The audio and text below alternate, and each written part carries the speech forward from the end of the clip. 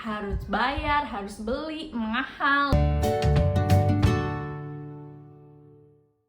Halo semua, kenalin nama gue Fitri. Selamat datang di video pertama Apple ID. Di channel ini gue akan bahas hal-hal seputar Apple, baik itu produknya, servisnya, maupun keberadaan Apple sebagai brand itu sendiri. Ya gimana ya, soalnya sebagai brand, Apple itu emang enak banget digibahin. Iya nggak? Let alone the premium brand image yang emang udah melekat kuat gitu ya. Produknya sendiri emang udah lekat sama inovasi-inovasi. Sebutlah iPod sebagai contohnya yang secara fungsi, secara desain kayaknya belum ada yang bisa nandingin saat itu ya. Di saat kita harus bawa kepingan CD untuk dengerin musik di Walkman, dengan device sekecil iPod kita bisa ngantongin 1000 lagu sekaligus.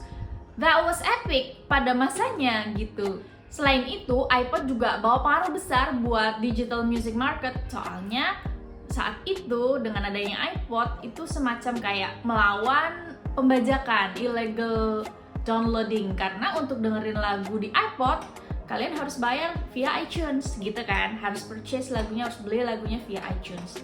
Mungkin pada akhirnya itu juga ya yang bikin image Apple itu juga kayak mahal gitu kesannya.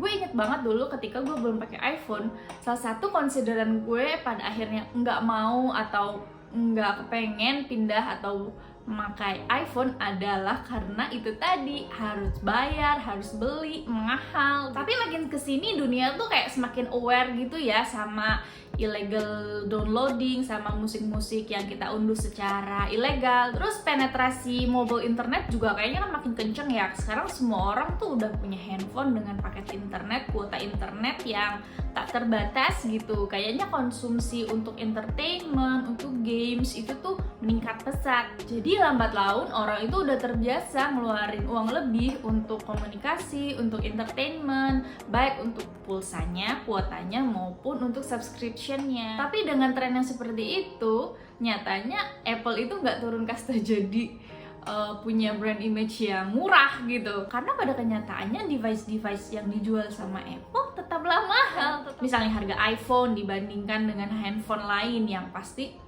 di merek lain tuh kayak udah dapat chip. Terus misalnya iPad dibandingkan dengan tablet lain. Terus misalnya kita ngelihat harga MacBook dibandingkan dengan harga laptop. Mungkin bahkan dibandingkan dengan rakit PC sekalipun. Terus yang gue perhatiin ketika jalan-jalan sekarang tuh, kalau misalnya ke mall atau ke tempat-tempat umum gitu, makin banyak orang kayaknya yang pakai iPhone, produk-produknya Apple misalnya gitu. Kayak udah bukan barangnya asing lagi gitu loh. Beda dengan misalnya 5-6 tahun yang lalu gitu kan. Jadi balik lagi, kenapa ya dengan device atau produk yang semahal itu, orang-orang tuh kok tetep pada mau gitu loh beli barang-barangnya Apple? Termasuk gue. Banyak yang bilang itu karena gengsi. Ya gue akui itu bener sih pada beberapa kasus. Tapi ada juga loh orang yang beli barang-barangnya Apple itu karena rezeki. Bukan. Iya karena rezeki ya, karena udah rezekinya punya barang Apple. Tapi maksud gue, poin gue bukan itu. Ada loh orang-orang yang pakai barangnya Apple karena merasa ekosistemnya yang udah mateng. Biasanya sih awalnya dari beli iPhone, terus merembet ke iPad, terus merembet ke MacBook mungkin, atau ke Apple Watch gitu kan. Terus kenapa sih ekosistemnya Apple itu bisa bagus banget sampai bikin orang kejebak? Bisa jadi itu karena antara device dengan service-nya itu made for each other gitu. Jadi semuanya itu terintegrasi dengan baik. Misalnya kita ambil contoh iCloud, dia itu banyak saingannya, tapi saat kita purchase yang premium, rasanya tuh seamless banget dibandingkan dengan misalnya Google Drive atau OneDrive gitu. Pindah antar device-nya itu nggak ada obat, enak banget, cepet banget. Mungkin karena antara device dengan service-nya itu udah seiman dan seamin ya. Belum lagi kalau kita ngomongin pindah data secara nirkabel. Enaknya punya barangnya Apple itu kan kalau mindahin data kita bisa pakai AirDrop. Mulai dari pindahin foto yang ukurannya nggak terlalu besar sampai video 4K pun kita bisa pindahin dalam hitungan waktu yang singkat tanpa harus ngorbanin kualitas. Saking seamless dan well integratednya ekosistem Apple ini, kita tuh sampai susah gitu untuk pindah ke lain hati. Kayak meskipun Samsung Z Flip 4 udah mau muncul, kita tuh nggak tertarik gitu buat PO.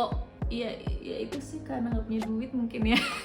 Gitu sih menurut gue. Gimana kalau menurut kalian? Apakah ekosistem Apple ini emang nggak ada celahnya?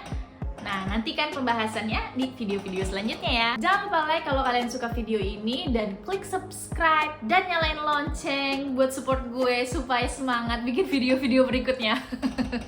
Gue Fitri pamit, bye!